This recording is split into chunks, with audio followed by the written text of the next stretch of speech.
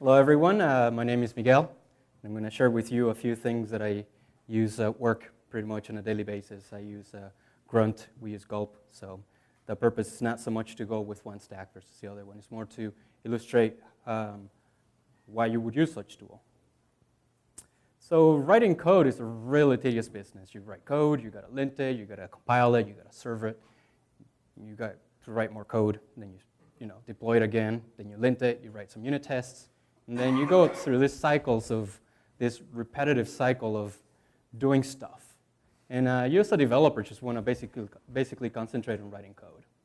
So just write more code. What you got to do is basically abstract out all of the repetitive junk into little tasks, right? And that's exactly what the Grunt is for.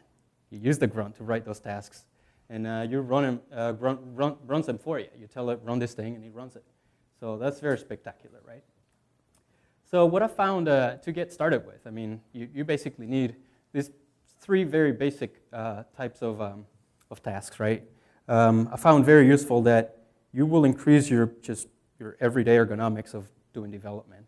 It's just by coming up with a task for compiling your JavaScript. You use Browserify. Then if you start up a simple server that serves up all of your static content that Browserify builds, that's very, very easy to do. And then one very nice thing is that once your code is compiled, you can go ahead and publish it out to the server and then automatically reload the browser, right? I mean, it's pretty cool feedback. So there is a little project demo that I put together. It's a very simple app. And what it has is just has those three simple basic tasks. And basically when you're looking at a hold on. Super tiny. Okay. So basically, when you're looking at a project, everything starts with a Grunt file when you're using Grunt. What you're going to notice is that in the Grunt file is where you define your tasks. In this particular file, I have defined Browserify as one of the processors, one of my tasks. And then in it, you define properties, configurations for them. Like here, I define the source. Here, I define the destination. What that means is that I give Browserify an input from source, and then I get an output, and that output is basically a bundle. It takes all of your JavaScript, builds up this bundle that you can then deploy. There's a little trickery that I have. I use this same little piece of code in pretty much all my projects. I use Grunt. It takes the package name. It's basically this configuration. So it's a very generic way to get your Grunt configurations in a generic way. So basically, Connect is the server that I use for serving up static content. I configure a couple of things here. I customize the port and the host name. Generally, the port you customize it because you might be running multiple instances of Connect, and you want to keep things. You want to be able to run multiple instances. This keep alive is kind of important. If you're running Connect as a web server that you started up and you want to keep it running, a lot of times you can start up a quick instance of Connect that runs your unit tests and it just dies after. To prevent that from happening, use the keep alive flag. Watch is basically the ROG. This thing ties the whole room together. This thing, you configure it to listen for changes in files that you specify here. Right now, I'm only specifying JavaScript because just giving the 5-minute talk. But you can provide in there HTML. You can specify whatever extension types it takes, globs type of input. And then when any of these files in this particular configuration change, when it works through notification system. So whenever any of these files change, it triggers basically an event, and it runs all of these tasks that you specify in here. Right now, I only have a build task. So whenever any of these files change, it runs the build task.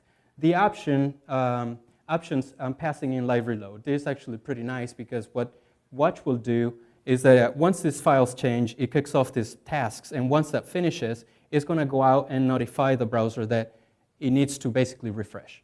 So that's a really handy thing, and I'll show you that in a second. So Grunt by default runs in sequence, all of the tasks, and sometimes that doesn't work really well because, for example, when I'm going to start up a server that blocks the thread, the next task can't run. So how do you get around that? You use the concurrent task, and in this case, the concurrent task when I spin it off, it's going to start up a Connect server, and then it's also going to start up the file watcher, and basically listen for any events for file modifications. And when that happens, it's just going to go through the build process and then notify the browser that something changed. NPM, load NPM tasks, that's how you register modules into Grunt to make them available as tasks. In this particular one, I'm customizing 2 tasks. I'm calling one serve and one build. The build I use when I just want to have a quick build is triggered. Like for example, if you have an integration with Jenkins, you want to have just a quick build and get the output and put it wherever you need to. But for daily development, I have something generally called serve. And this syntax basically is that whenever you run through the CLI, the serve task, it's going to run build, and it's also going to run the concurrent build. So what that does is that it builds your system, and then it will spin off a server, and it also will continue monitoring the files for changes. And here's what that whole thing buys you, right? You want to now concentrate. Now is where you're like, all right, well, I got all these tedious tasks automated. Now I want to use them. So I'm just going to do a quick little grunt serve, start something up. Oh, failed. Sorry, boys, ladies and gentlemen. All right, so we'll just do it here. Grunt serve. So that compiled up here my code, started up the server, and started monitoring my files for changes. So right here, I have my server. The nice thing is that it actually started up